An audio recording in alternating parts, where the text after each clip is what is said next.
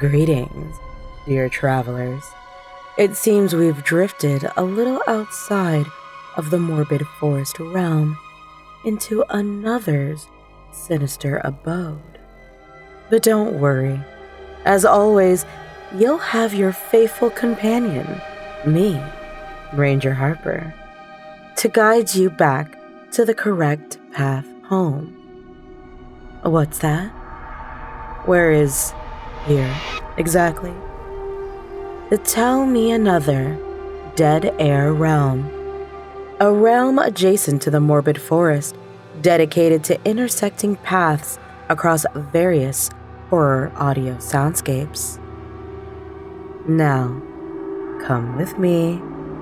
I see the perfect path to head down. That one there, number 4. Shall I tell you a story to pass the time? It helps to ease my travelers' minds when the darkness begins to press in. Excellent. This one is called The Shadow in the Closet. Welcome to Tell Me Another Dead Air, a cross-channel horror audio series. This episode is number 4 in the series. All episodes are out now, so be sure to listen to all episodes in order. Link is down in the show notes.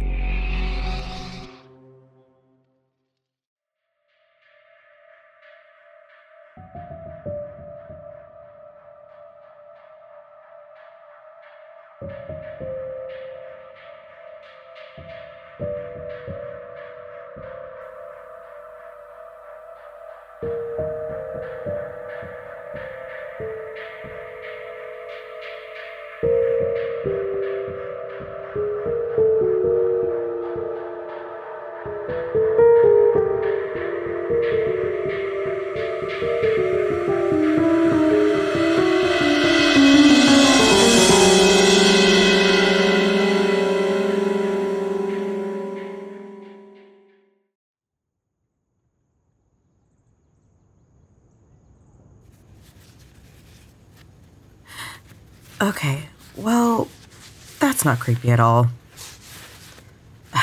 Note to self, nail in hallway, exact height of elbow, will kill you next time.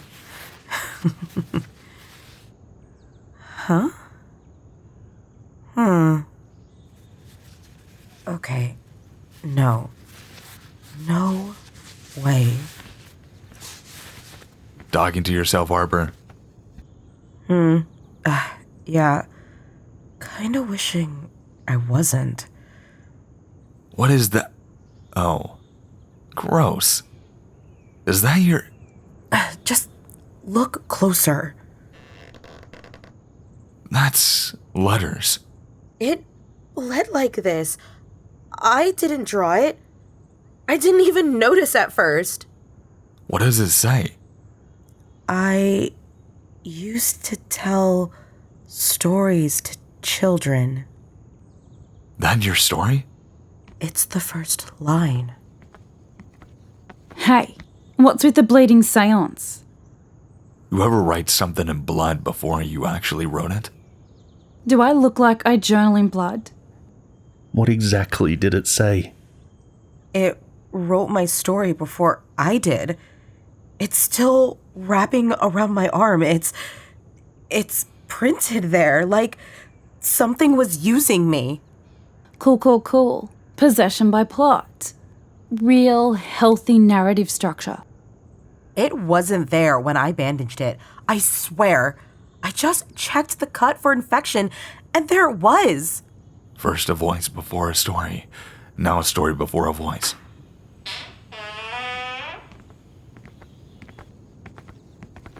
Show me the gauze. Is it still bleeding? No, but the words are still damp. It's not just blood. What, you got a taste for it? Ink. Old ink mixed with blood. You see how it's pulled at the cross strokes?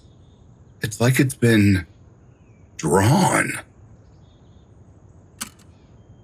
I think the stories are using us to write themselves. Great. Can't wait to see what they do for an encore. Say it aloud. Really starting to hate this attic. You ever get the feeling the roof is just a lid? Okay, who gave Jimmy metaphors?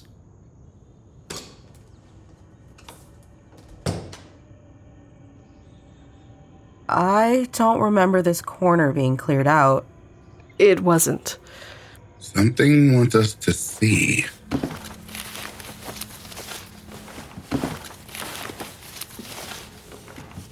No way this is just some weird art project. This is human. Look at the binding. Thread made of. That's hair. These symbols, they look just like sigils. But some of them are just sentences. Look. The river takes, the river sings. That's a line from Phoenix's story. Verbatim. How is that possible? This one's mine. But you haven't told it yet. It's not just the first line. It's paragraphs. Things I've only thought, not written.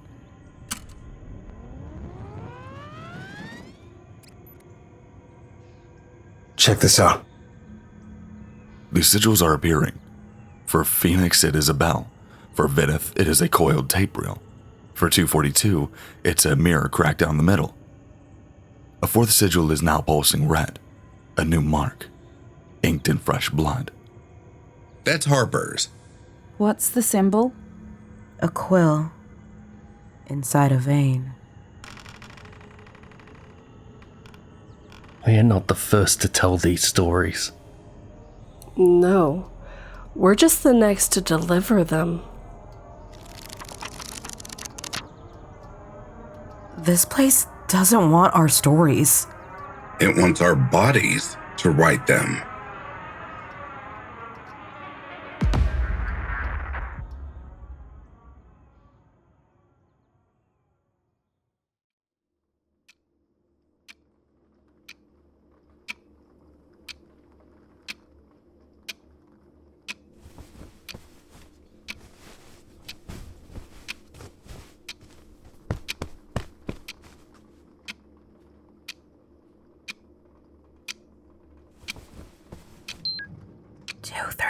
a.m.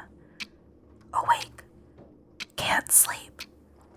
Dream was wrong. I saw the cabin from outside. All the windows were mirrors. And someone was watching me from behind every one.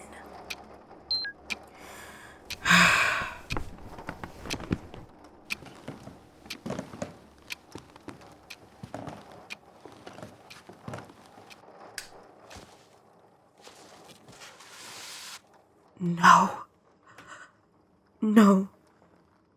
It's longer. The sentence is growing. I used to tell stories to children. The dark kind. The kind that feel a little too sharp at the edges. I've never written that line. Oh, God. Oh, God.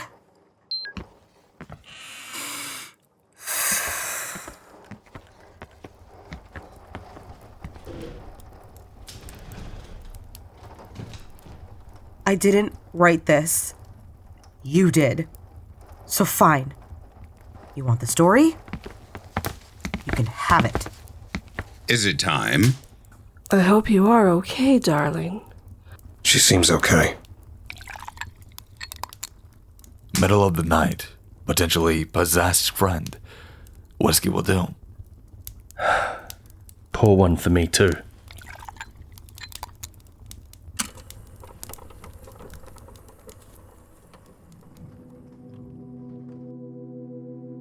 I used to tell stories to children.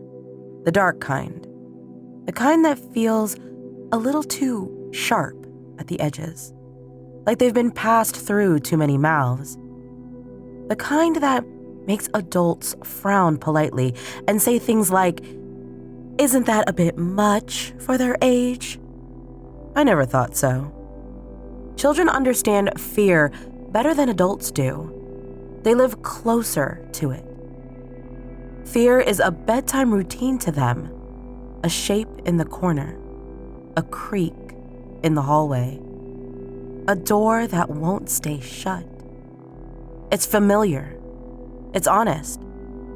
They don't need it softened. And if you do it right, a scary story isn't cruel. It's a mirror. It tells them you are not the only one who sees the shadow. So yes, I told them stories, and they loved them. Lined up in circles with their legs crisscrossed and their hands around paper cups of apple juice, waiting for me to begin. I gave them wolves who whispered, forests that followed, lullabies that forgot how to end. Nothing gory, just wrong enough. And the one they always asked for, the one they whispered to each other after the lights went out, was the shadow in the closet.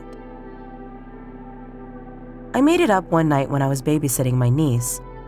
She was 5, restless, pretending to be afraid of the thunderstorm outside when really she just wanted an excuse to stay up.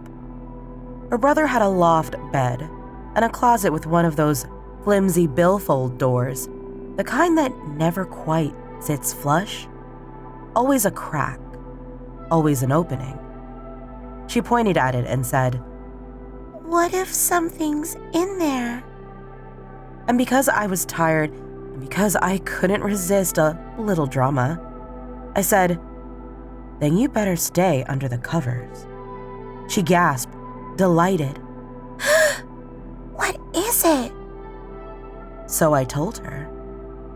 I told her that sometimes when you don't clean your room, the shadow in the closet comes to borrow your things. Not to steal them, just to see what you love, so it can learn how to look like you. It never comes all the way out, just stands in the doorway, listening, learning. And if you see it, you have to close your eyes fast, because if you don't, it remembers that too. She asked me if it had a name. I said no. Shadows don't need names. They just need a place to stand. She asked me what it wanted. I told her, just to be remembered. She was asleep in 5 minutes. I told the story again the next week at the school's fall story time, and again at a library Halloween event. I adjusted the details a little each time, added rules. Kids love rules. It can't move if you're watching. It only visits after midnight. It smells like cedar. It doesn't knock. It waits. The shadow became popular. Kids started drawing it. Crooked stick figure things with long arms and no eyes. They loved it. Not because it was scary, because it was theirs. They repeated the lines to each other like campfire secrets. I should have stopped it when the dreams began. Not mine, theirs. First, it was my niece. She called me one morning before school, quiet and shaking. Said she'd seen it in her room, just a shape, standing still, half in the closet, half out. I asked if she'd been dreaming.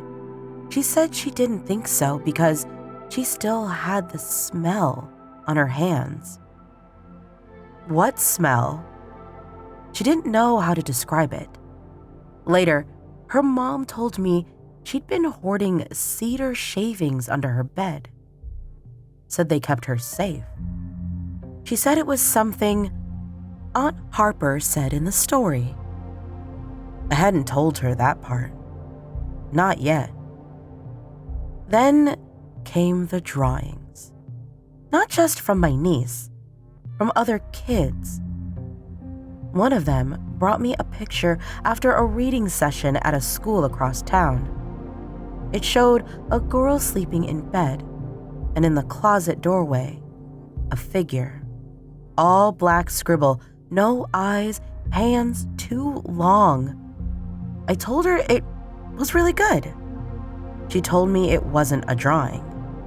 It was a memory. I laughed it off. Told myself this was normal. Kids get obsessed. They latch onto an image, a name, a detail. I did the same thing when I was little. I used to think I heard whispering behind my headboard. But still, I stopped telling the story for a while. I told them lighter ones instead. Talking animals, bramble witches, the kind where everyone learns a lesson and nobody gets haunted. But they always asked, "Can we hear the closet one again? Tell the shadow story! The one where the door never closes all the way." It was like they missed it. Like they felt something was missing when it wasn't there. And honestly, so did I. So I brought it back, polished it, cleaned it up, made it rhythmic. A little rhyme at the beginning, just for fun. The closet door won't shut just right. Too thin by day, too wide by night. The kids ate it up. And for a while, I felt proud. Like I'd made something that worked. A story that stuck. A myth that belonged to them. Until the night I woke up to my own closet door creaking open. Not all the way. Just enough to show it wasn't accidental.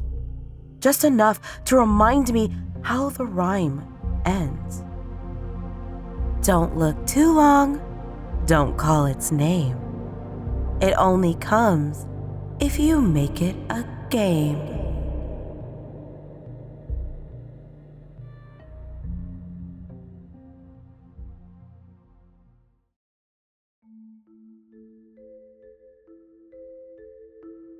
There's a kind of echo that only happens in certain rooms.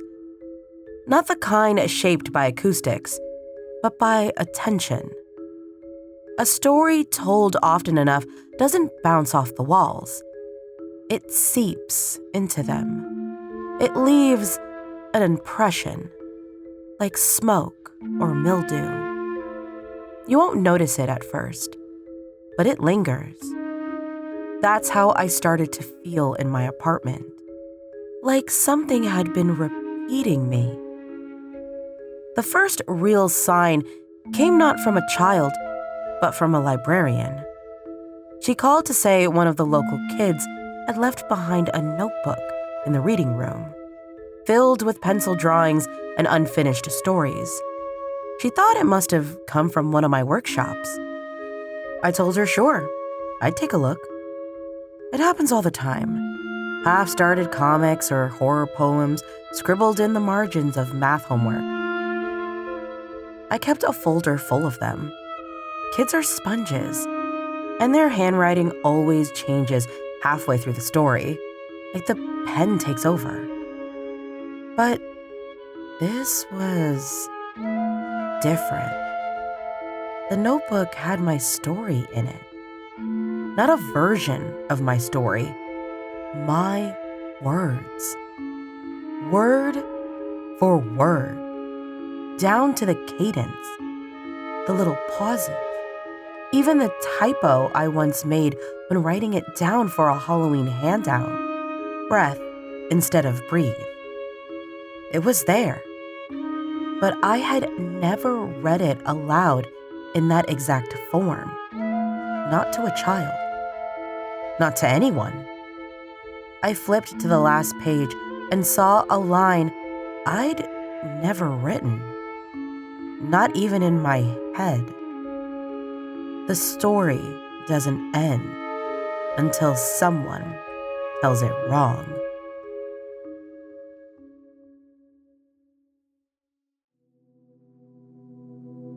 That night, I dreamed of my own closet, not just standing across from it, inside it.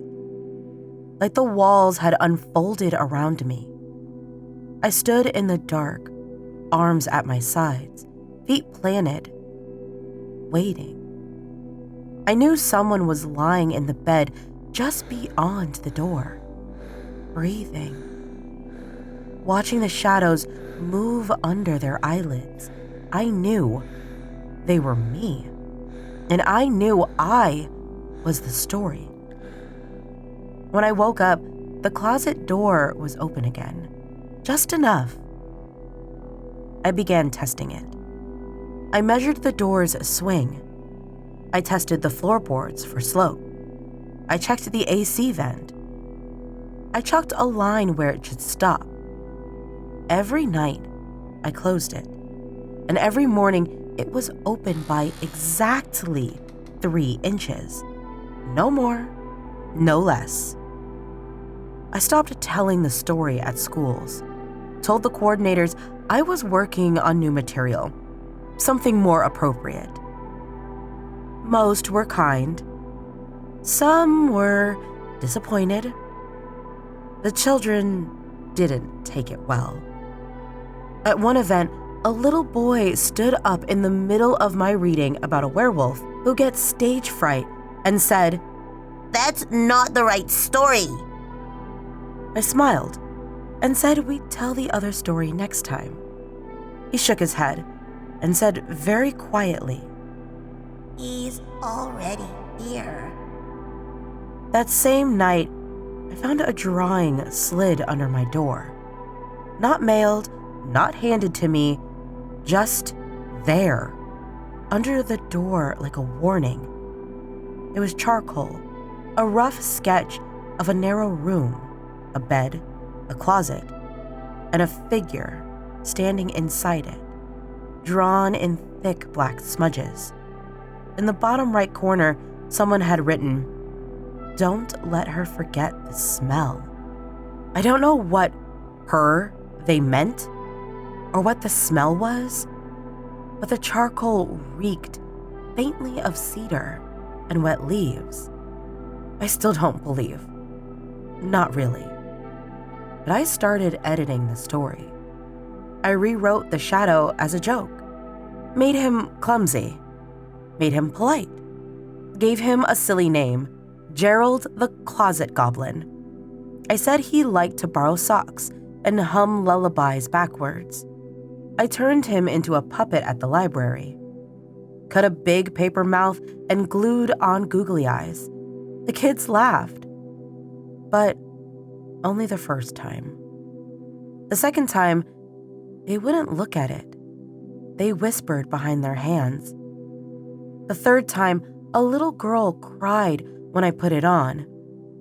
Said it wasn't funny anymore. Said I was telling it wrong.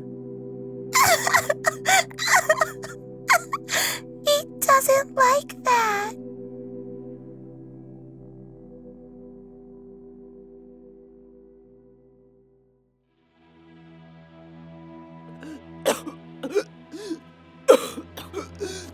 That night, I woke up choking. The air in my apartment was thick, metallic, like someone had lit a match and then swallowed it. My closet door was shut all the way. The crack had moved to the bottom, a shadow leaking out beneath it, and I smelled cedar. The next morning, I tried to rewrite the story again.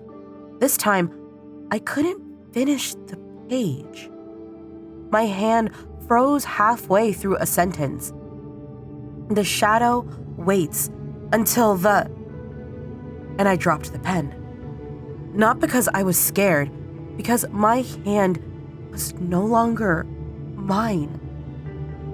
I felt like I was trying to write with someone else's fingers, like the story was holding them still. There's a difference between a story and a system. A story changes depending on who tells it. A system doesn't care who's speaking. It just wants to be followed. The shadow had become a system. The children already knew the rules. Even when I stopped telling them, even when I avoided the subject entirely, they'd come up to me and whisper them like secrets, like prayers. It hides during the day, but it listens through the cracks. It doesn't knock, it waits. It only moves when you turn around. It likes when you say its name, but not if you laugh. I never wrote those lines, never spoke them, not out loud. But they all knew them. They all agreed. At one reading, a boy refused to sit near the closet door of the classroom. I asked him why. He said matter-of-factly, "Because it already picked someone today. They don't want to be second." He was 7. I tried to dismantle it, to pick apart the logic. Stories don't have rules unless someone builds them. And I didn't. Not really. Not deliberately. But the shadow had rules. And worse, they were consistent. Across towns, schools, ages, kids I'd never met were quoting the same lines, drawing the same shapes. Tall, too thin, blank where the eyes should be, fingers that reached too far down the legs. Some added extra details. It smelled like moldy books. It flattens itself when you look at it. It only steps into the room when you lie. That last one chilled me because I had said something similar once in a private voice memo, not in a workshop, not to a child, just to myself. A local teacher asked me if I had ever published the shadow story. She said her students had been writing stories about it in class, unprompted. I said no. I hadn't published anything in years. I hadn't posted about it, not publicly. She showed me one of the pages. The student, age 9, had titled it, "The Closet Man's House." In it, a girl finds a closet in the woods, standing alone with a frame but no walls. She steps inside and disappears. The last sentence reads, "You have to close the door, but you can't turn your back." I reread that line 6 times. It wasn't familiar. It was correct. That night, I sat up with the lights on, a notebook in my lap, trying to make sense of it all. I began sketching out the original story, trying to remember what I actually said, what I made up, what I borrowed from old campfire tales, spooky podcasts, my own childhood fears, and I realized I couldn't. The story had overwritten the memory, like a bad save file on a hard drive. I only remembered the version the story remembered, not the one I created. Then I saw the chalk marks. They were faint, low to the floor, just outside the closet. 2 hash marks, like someone had been tracking nights. I didn't put them there. And the chalk was blue. I hadn't owned blue chalk since I was 9 years old. I went to the library the next day, not to read, just to be somewhere else. The children's room was quiet, save for the soft clink of picture books and a clink of beads on the abacus in the corner. Then a girl stood up from the table and walked over to me. Maybe 6, maybe younger. Hair in braids, stickers on her shoes. I saw your story in the quiet part. I asked her what she meant. She pointed to her temple. Right here, where the shadows talk. I smiled, nervously. You mean your imagination? She shook her head, very slow. No, the rules are in there. All the time. They tell me when I forget. I didn't go home that night. I checked into a motel on the edge of town. One of those stale beige boxes with humming air conditioners and popcorn ceilings. The closet in the room had no door. I thought that would make me feel better. It didn't, because around 3 a.m., I heard the hangers rattle. And when I looked up, there was a shadow cast across the floor. Long and narrow.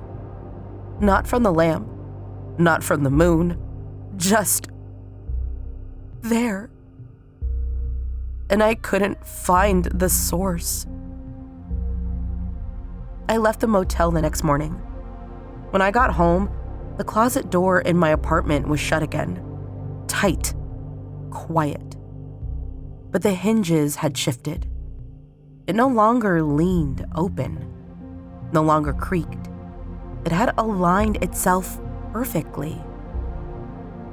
Like it had been installed correctly this time. I stood in front of it for an hour. I didn't open it. I didn't need to. I could hear breathing on the other side. The worst part is that the door no longer creaks. For weeks, it had groaned in protest, a living sound, something you could dismiss as the building settling or the hinges swelling in the night humidity. But now it opens silently, like it's learned not to wake me.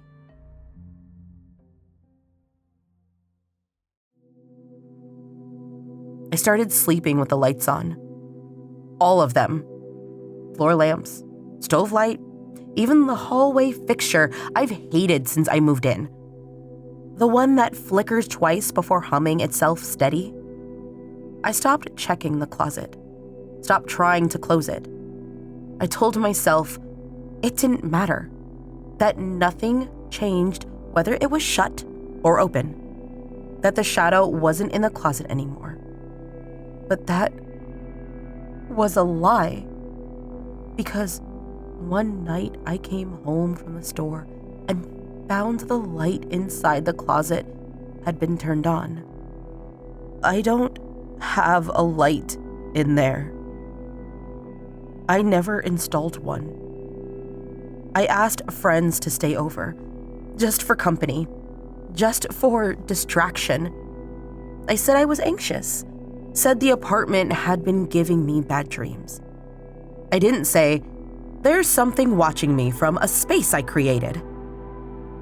They humored me. One night, a friend stayed late. We drank wine, watched a movie, laughed about the stories I used to tell. She told me I should write a collection. publish the folklore, own the legend. I didn't laugh. Before she left, I asked if she noticed anything strange. She shrugged. No, except when I was in the bathroom, I thought I heard you in the bedroom talking. I told her I hadn't been. She smiled politely, then said, "It didn't sound like your voice anyway." That night, I found a message on my mirror, written in the condensation from the shower. "He's behind you now." I turned. Nothing. I looked back. The words were gone. A week later, my niece stopped speaking. She'd always been the bravest. The first to giggle during ghost stories, the last to run from the dark.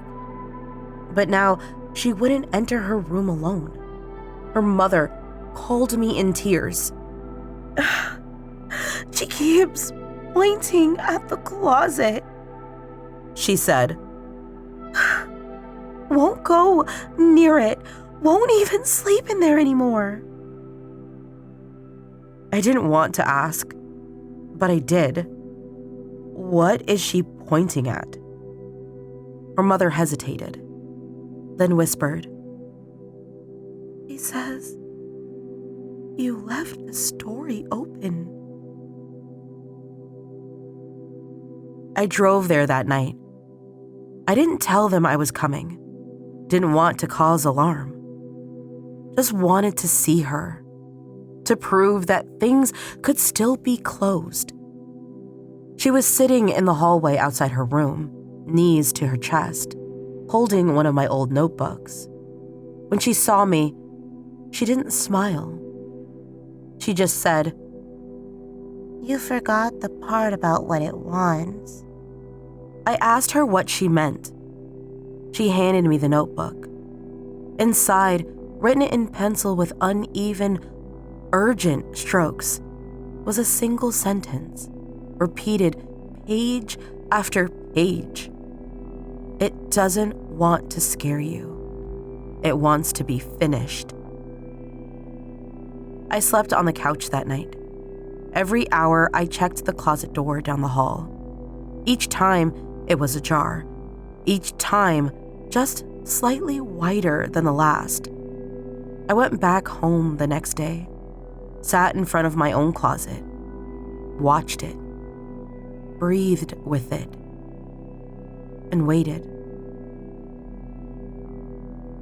That evening, I received an envelope in the mail.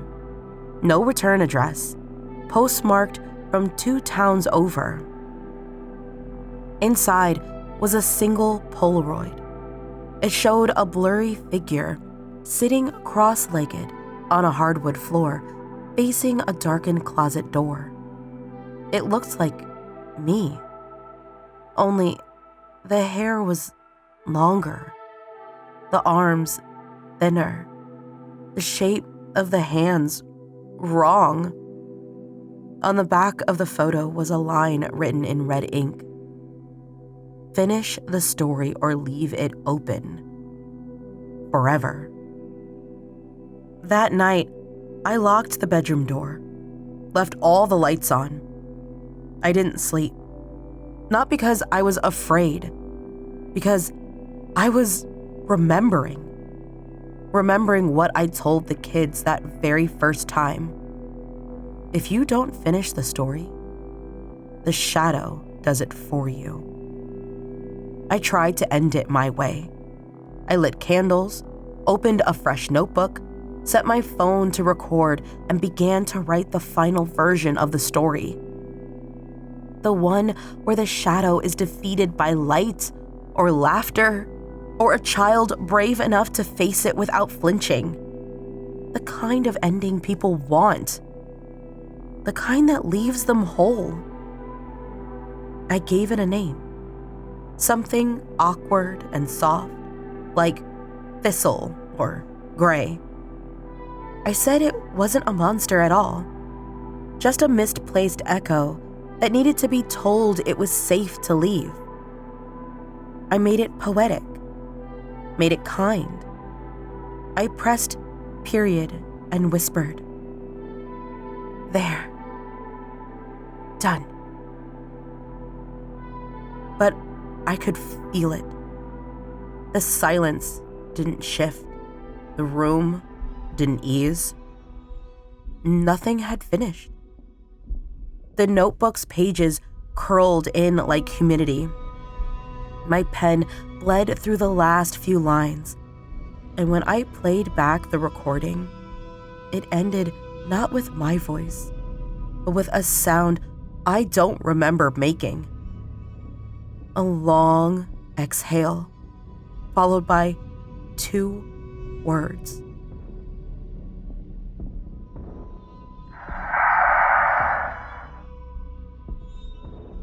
Not yet. I tried again. And again. 12 versions, 12 endings. In one, the closet was sealed with salt. In another, the shadow bowed and returned to the forest it came from. In the 12th, I let it speak, gave it a whole monologue. Redemption, regret, reflection. I gave it empathy, gave it meaning. But when I went to bed that night, the door was open again. Wider. Almost wide enough to step through. I found another photo on my kitchen table. Not in the mail. Just placed there. It showed the closet door in my niece's room, wide open. And inside, just barely visible in the photo's exposure, a hand. Pale, long-fingered, resting against the side of the frame. Not reaching, not threatening, just patient. I called her mother, asked how she was, heard the strain in her voice before she even answered.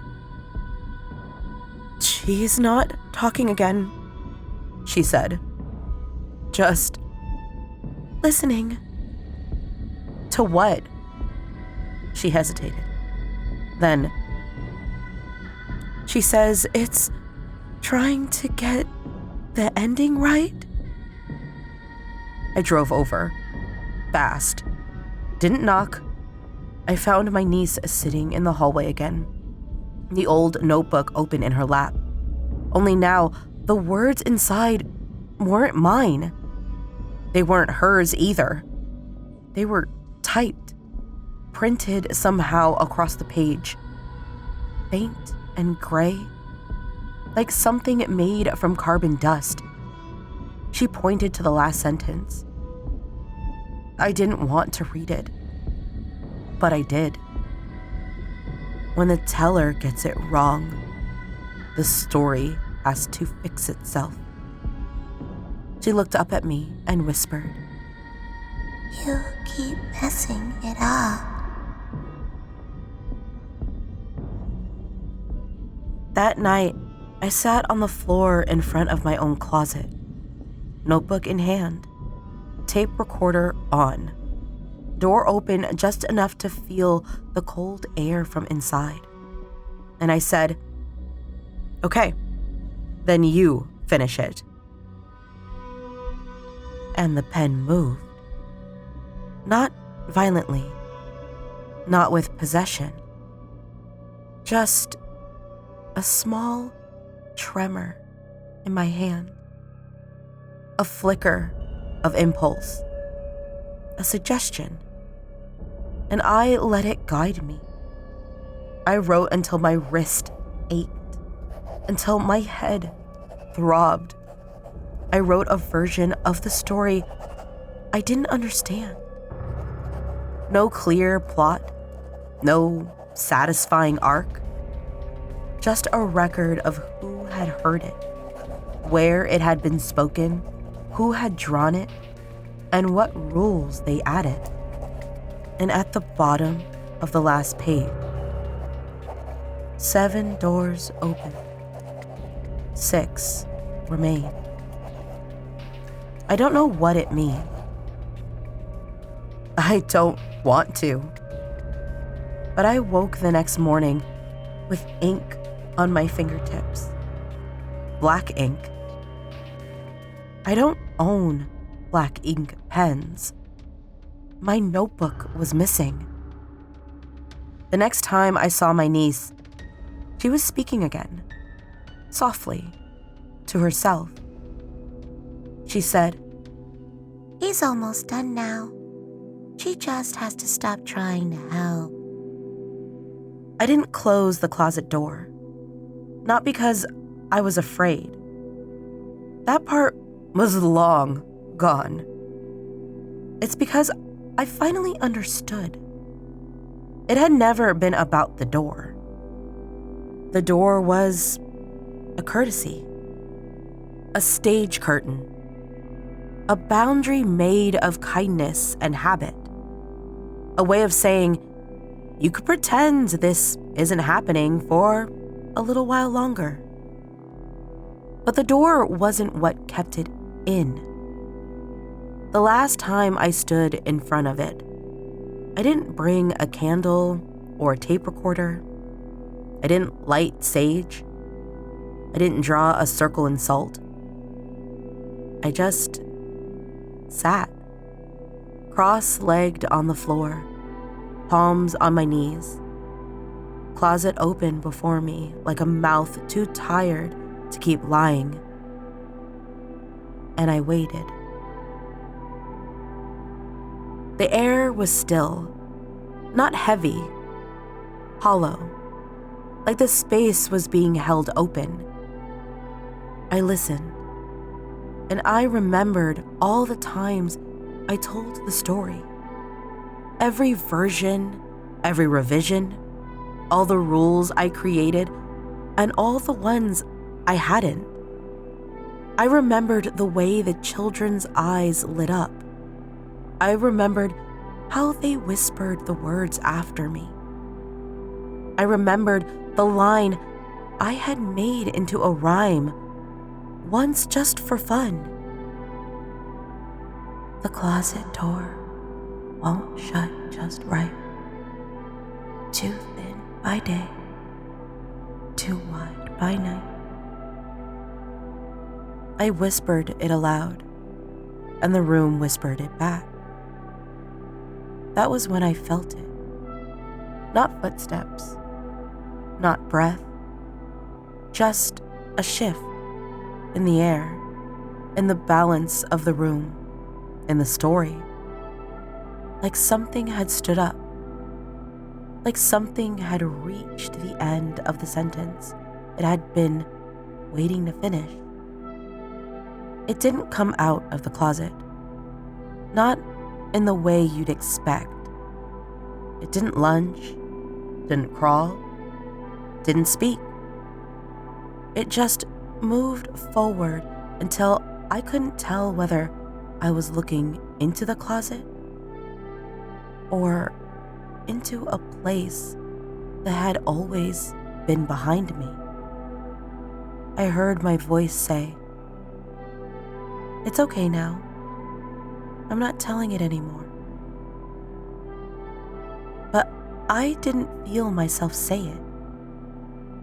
It felt like something had peeled my voice from the inside and spoken with it. Something that had been waiting to use it correctly. I remember the quiet that came next. Not peace, not a threat. Just the feeling of a door that had been open for too long. Finally, click, shut. I don't know what happened next. Not in a way I can write down. All I can say is this. The story is finished. It's complete. Whole. Told properly, whatever that means. And I am not incited anymore. Not as a narrator. Not as a warning. I am just the voice that got it wrong first. Sometimes, rarely, I hear my name. Not aloud, just in the space between sounds, when a child says something they don't remember later, or a parent wakes in the night and forgets what the dream was about. A name, passed like a scrap of thread through the teeth of an open door. And the door? It's still there. In closets, in minds, in notebooks passed under school desks, in mirrors that won't frost evenly, in bedtime rituals that suddenly feel too quiet. It doesn't need to creak anymore. It doesn't need to be open, because now it knows. It knows what it is. And worse, it knows you do too. I didn't close the door. I never could. And now, it knows that too.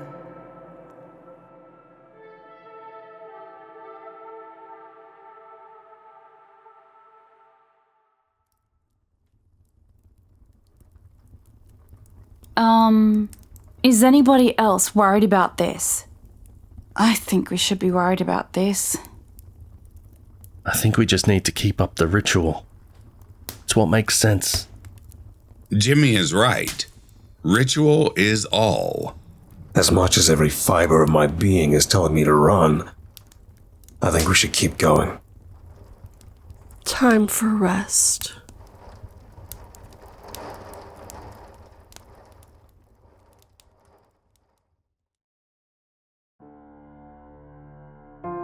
This has been a Dissonance Media production of Tell Me Another, Dead Air, a cross-channel horror audio series. This series included the voice talents of Vedith, Phoenix Fire, Ponch Monster, Gemini Reads, Jimmy Horrors, 242, and me, Naomi Richards, as Ranger Harper. The meta script and story was written and produced by Jimmy Horrors, aka James Barnett. Be sure to check out the show notes for more on each show and don't miss out on the next episode in the series. Thank you so much for listening. And with that, I'll see you next time, dear travelers.